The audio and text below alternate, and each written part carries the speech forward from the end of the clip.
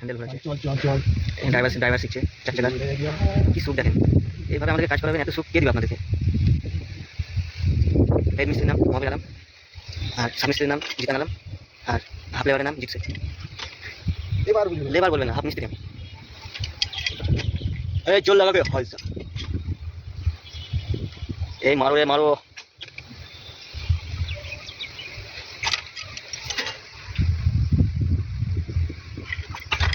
দেখেন আমরা কাজ এমন ভাবে করি যাতে কষ্ট হয়।